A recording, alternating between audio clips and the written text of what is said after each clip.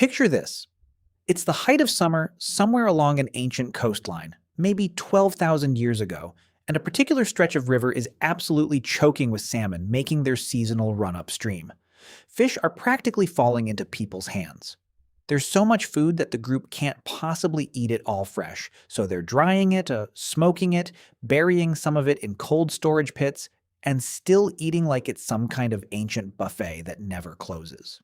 Now, fast forward about 2 months into this absurd abundance, and take a look at one particular man in this group, a genuinely excellent fisherman who's been eating more than his fair share simply because he's the one catching most of it. He's noticeably rounder than he was at the start of summer. Not just a little soft. Genuinely, visibly carrying extra weight. The kind of body that would have looked completely out of place back during the lean, hungry stretch of early spring just a few months earlier. So here's the question this entire video exists to chase down. Could ancient humans actually get fat? Like, properly fat. Not just a little extra cushion around the midsection we already covered in a different video, but genuinely overweight, even by modern standards. Stick around because the answer involves some real biology, some surprisingly specific archaeological evidence, and a genuinely fascinating exploration of exactly how far ancient human bodies could actually push in either direction, starving on one end and stuffed to the brim on the other, depending entirely on what the environment happened to be handing out that particular season. Let's start by separating two ideas that often get mashed together carelessly. Having some body fat, which we already established was completely normal and often genuinely beneficial for ancient humans, versus becoming significantly overweight or obese, which is a different question entirely with a different, more complicated answer. The honest, short version is, yes, ancient humans absolutely could become genuinely fat under the right conditions, but the conditions required to make that happen were dramatically rarer and harder to sustain than they are for most people living in a modern industrialized society today. Understanding exactly why that gap exists tells you almost everything you need to know about how dramatically the human relationship with food has changed over the last several thousand years. Let's talk about the basic biological mechanism first, because it's the same one we covered before, but worth restating clearly in this specific context. Fat accumulation happens whenever a body takes in more calories than it burns, with the surplus energy converted into stored fat tissue. This is a universal biological principle that doesn't care what century you're living in or what your diet consists of. If an ancient human consistently consumed significantly more calories than their body needed for daily activity, that surplus would get stored as fat exactly the way it does in anyone today. The biological machinery for becoming overweight was absolutely present in ancient human bodies. The real question isn't whether the mechanism existed. It's whether ancient circumstances actually provided enough sustained caloric surplus for long enough to push that mechanism into genuinely significant weight gain rather than just a modest seasonal cushion. And this is where things get genuinely interesting, because the answer depends enormously on exactly which ancient human, in exactly which environment, during exactly which season we happen to be talking about. Let's start with the baseline reality. Most ancient humans dealt with most of the time: food insecurity. For an enormous stretch of ancient human history, food supply was inconsistent, unpredictable, and frequently insufficient relative to what a body would ideally want for sustained, comfortable surplus. Hunting failed regularly. Foraging yields fluctuated wildly with weather and season. Droughts, harsh winters, and unpredictable migrations of prey animals created genuine, recurring scarcity that most ancient humans, most of the time, simply didn't have the surplus calories available to overcome. Under these baseline conditions, sustained significant weight gain was genuinely difficult to achieve and even harder to maintain because the consistent caloric surplus required for it just wasn't reliably available. But baseline conditions weren't the only conditions. And this is exactly where our opening salmon scenario becomes so relevant. Certain ancient environments and certain specific seasons produced genuine periods of extreme abundance, sometimes dramatic enough to allow real, significant weight gain over a relatively short window of time. Coastal and riverine environments with seasonal fish runs, like the salmon scenario we opened with, represent one of the clearest documented examples of this. Archaeological evidence from coastal sites with major seasonal fish migrations consistently shows enormous quantities of fish bones and processing evidence, suggesting these communities were genuinely swimming in more food than they could immediately consume during peak season. Anthropological studies of more recent coastal indigenous communities relying on similar seasonal salmon runs have documented genuine seasonal weight fluctuation, including periods of meaningful fat gain during abundance followed by gradual loss during leaner months. A pattern that almost certainly extended deep into ancient history wherever similar conditions existed. Let's talk about another genuinely compelling example. Groups relying heavily on large game animals that themselves carried substantial fat reserves, particularly during certain seasons. We've touched on this before regarding mammoth hunting and the incredible caloric density of large prey animals, but it's worth expanding on directly here. A successful hunt that brought down a single large animal could provide an almost overwhelming amount of fat and meat relative to what a small group could realistically consume before spoilage became a serious problem, even accounting for preservation techniques like drying and smoking. During particularly successful hunting seasons, or in environments where large, fat-rich prey was seasonally abundant, certain ancient humans likely experienced genuine periods of significant caloric surplus, more than enough to support real, measurable weight gain over the following weeks, exactly the way our fisherman friend from the opening scenario experienced his own seasonal rounding out. Now here's a detail that deserves real attention, because it complicates the picture in a genuinely interesting way. Status and access mattered enormously in determining who within a group actually got to experience these periods of caloric abundance. We touched on this briefly in the belly fat video, but it deserves direct expansion here specifically regarding genuine, significant weight gain rather than just modest body fat differences.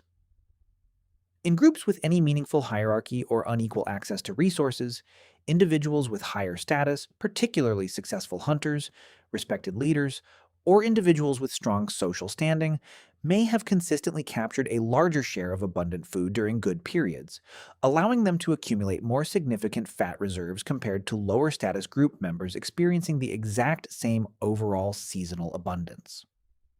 This means genuine, noticeable weight gain in ancient human groups likely wasn't evenly distributed even during periods of plenty.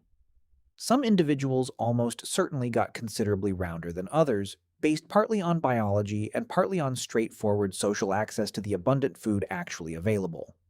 Let's bring in some direct skeletal and archaeological evidence here, because this isn't purely speculative reasoning built on theory alone.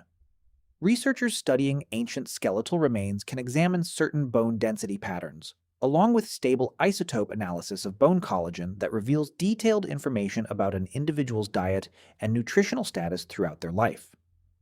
This kind of analysis has revealed genuine variation in nutritional status among ancient individuals within the same time periods and even the same communities, with some individuals showing clear evidence of consistently better, more abundant nutrition throughout their lives compared to others in the same group. While skeletal evidence can't directly measure historical body fat percentage the way a modern medical scan could, this pattern of unequal nutritional access strongly supports the idea that some ancient individuals genuinely had access to significantly more abundant, more consistent food than others, creating exactly the kind of conditions that could support real, sustained weight gain in a way that wasn't universally available across an entire population. Now let's address something genuinely fascinating that connects directly to a concept we touched on in an earlier video: the thrifty gene hypothesis, and why certain ancient humans may have been biologically primed to gain weight unusually efficiently when abundant food actually became available. If natural selection favored individuals who could store fat efficiently during good times, specifically because that stored fat improved survival odds during inevitable bad times, then some ancient humans almost certainly carried genetic variations that made them particularly efficient at converting caloric surplus into stored fat, more efficient than other individuals facing the exact same abundant food conditions. This means genuine differences in how dramatically different ancient individuals responded to the same period of food abundance weren't purely about access and opportunity. Some of it came down to genuinely different underlying biology, with certain individuals essentially predisposed to gain weight more readily and more significantly than others when conditions allowed for it. Exactly the same genetic variation that creates noticeable differences in weight gain tendency among different people eating identical diets today. Let's talk about something genuinely important regarding upper limits here, because there's a meaningful difference between could ancient humans gain significant weight during genuine abundance and could ancient humans become obese in the way that term gets used in modern medical contexts. The honest answer leans toward the former being clearly demonstrated by the evidence, while the latter remains considerably more uncertain and probably much rarer, for several interconnected reasons worth walking through carefully. Sustained severe obesity, the kind associated with serious modern health complications, generally requires not just occasional periods of caloric surplus, but consistent, near constant access to surplus calories over extended periods, often years, combined with relatively low sustained physical activity demands. Ancient human life, even during genuinely abundant seasons, almost never provided both of those conditions simultaneously for extended stretches. Even during peak abundance, ancient humans were still walking substantial distances, processing and preserving food through physically demanding labor, building and maintaining shelter, and generally maintaining activity levels dramatically higher than typical modern sedentary lifestyles. This high baseline activity level almost certainly placed a meaningful ceiling on how extreme weight gain could realistically become, even when food itself was genuinely abundant, because the body was still burning through a substantial portion of any caloric surplus through sheer physical demand. There's also the simple matter of abundance not lasting indefinitely. Even in the most food-rich ancient environments, abundance was almost always seasonal or otherwise temporary, eventually giving way to leaner periods that would naturally reverse at least some of the weight gained during the good times. This cyclical pattern, gaining during abundance and losing during scarcity, created a kind of natural ceiling effect, preventing the sustained, uninterrupted caloric surplus over years that tends to produce truly severe, medically significant obesity in modern contexts where abundant food is available essentially every single day without seasonal interruption. An ancient human could absolutely get genuinely noticeably fat during a great season. Becoming obese in the specific severe modern medical sense, sustained year after year without the natural seasonal correction that ancient food cycles typically imposed, was almost certainly much rarer.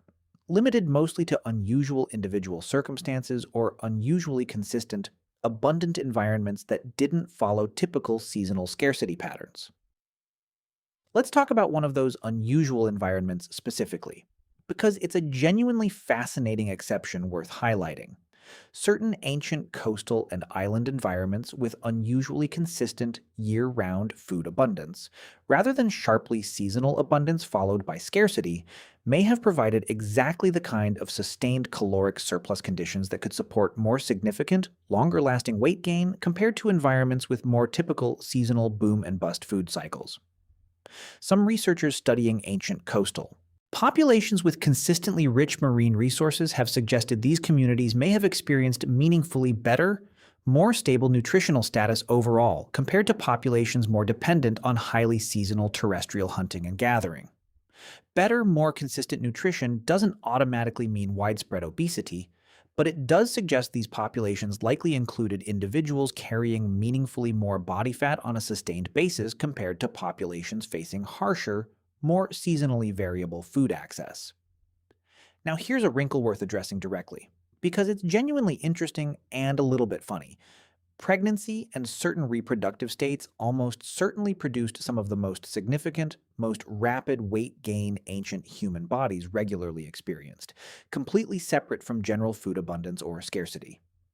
We touched on this in the belly fat video regarding general reproductive biology, but it's worth being more specific here. A woman's body during pregnancy undergoes substantial biologically necessary weight gain regardless of broader food conditions. Because supporting fetal development requires significant energy reserves, the body actively prioritizes building up. This means certain ancient women, at certain points in their reproductive lives, likely carried meaningfully more weight than they did at other times, completely independent of whether food happened to be abundant or scarce in the broader environment at that particular moment, adding yet another layer of natural variation to how much any given ancient human's body weight might have fluctuated across their lifetime. Let's also talk about illness and recovery, because this connects to something we discussed in an earlier video about ancient medical care and represents another genuinely interesting pathway toward at least temporary weight changes. Certain illnesses and recovery periods, particularly ones requiring extended rest and reduced physical activity. While food intake remained relatively stable, or even increased to support healing, could plausibly have produced periods of weight gain in ancient individuals recovering from serious injury or illness, especially if that individual belonged to a group with enough surplus food and social commitment to support an extended, low-activity recovery period. We've already established that ancient groups frequently did support injured and disabled members for extended periods, sometimes years, which means an ancient human recovering from a serious injury, eating regularly while moving significantly less than usual, may have experienced exactly the kind of caloric surplus relative to activity level that produces noticeable weight gain, even setting aside questions of broader environmental food abundance entirely. Let's circle back to something genuinely important regarding social perception here, because we touched on this in the belly fat video too, but it's worth reinforcing specifically in the context of more significant weight gain rather than just modest body fat. If a rounder, fuller body genuinely signaled successful food access, good health, and strong survival prospects in environments where food scarcity represented a constant, serious threat, then someone who managed to get genuinely visibly fat during a period of abundance. Our excellent fisherman from the opening scenario, for instance, likely wasn't viewed with anything resembling modern weight stigma. He was probably viewed as remarkably successful, clearly well-fed, possibly even enviable, a walking advertisement for good fortune, skill, and security, within a world where most people, most of the time, were working considerably harder just to maintain a basic healthy body weight without ever approaching anything close to genuine excess. Now let's address the elephant in the room, no pun intended given our earlier marula fruit discussion in a different video. Did ancient humans ever experience the kind of severe, health-damaging obesity that's become such a significant concern in many modern societies today? The honest answer, based on everything we've covered, leans strongly toward no, or at least extremely rarely, and almost certainly not as a widespread population-level pattern the way it sometimes appears in certain modern contexts.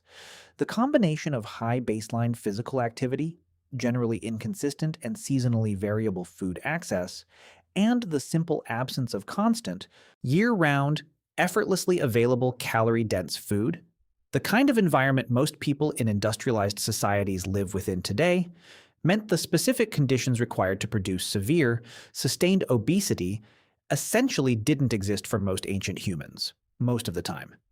This doesn't mean ancient humans were incapable of becoming fat. It means the world they lived in rarely handed them the sustained, unbroken abundance required to push that capability toward its more extreme, modern equivalent outcomes. Let's bring in one more genuinely interesting angle before we wrap this up, because it ties directly back to that thrifty gene concept and adds a slightly uncomfortable, thought-provoking twist to the whole conversation. If certain ancient humans really were genetically predisposed toward highly efficient fat storage precisely because that trait improved survival odds during recurring famine, then those same genetic traits, inherited directly by many people living today, may be part of why modern obesity has become such a widespread, persistent challenge in societies with constant, unlimited access to calorie-dense food. In other words, the very same biological efficiency that might have helped a particular ancient human survive a brutal famine, their neighbor didn't survive, could be the exact same biological efficiency working against their modern descendants navigating a completely different environment. One with no famines at all. Just an endless, uninterrupted supply of exactly the kind of food that biology evolved to crave and store as efficiently as humanly possible. Ancient survival biology and modern weight struggles, in other words, might be much more directly connected than most people realize. Two sides of the exact same evolutionary coin, just operating in two wildly different environments separated by tens of thousands of years. Let's go back to our fisherman one final time, rounder and fuller after a summer of genuine, overwhelming salmon abundance, because his story actually answers our central question pretty completely. Yes, he could get fat, genuinely, visibly, measurably fat, given the right conditions, the right access, and enough sustained caloric surplus relative to his activity level. But his story also comes with a built-in ending that most modern weight gain stories don't share. Winter arrives eventually. The salmon run ends. Food becomes scarcer again. And his body, shaped by the exact same thrifty biological efficiency that allowed him to gain that weight so readily in the first place, would have started drawing down those fat reserves just as efficiently once lean times returned, gradually losing much of what he'd gained until the cycle started over again with the next season of abundance. His body wasn't broken or unusual. It was doing exactly what ancient human bodies were built to do, swinging between abundance and scarcity in a rhythm that modern life, with its constant, unbroken access to food, has almost completely erased. So could ancient humans actually get fat? Based on the underlying biological mechanisms for fat storage, documented evidence of seasonal abundance in coastal and hunting-dependent environments, genetic predisposition toward efficient fat storage, social and status-based differences in food access, and specific biological states like pregnancy and illness recovery, the answer is a clear, well-supported yes, at least in terms of genuine, noticeable weight gain during periods of real abundance. Whether ancient humans regularly reached the kind of severe, sustained obesity familiar in many parts of the modern world is a much shakier, much less likely proposition blocked by high baseline activity levels and the simple absence of constant, year-round caloric surplus that most ancient environments rarely provided for long. Ancient human bodies, in other words, were genuinely capable of getting fat. They just lived in a world that almost never let them stay that way for very long, which, depending on how you look at it, might be one of the few things about ancient life that modern people could occasionally, very occasionally, find themselves a little jealous of.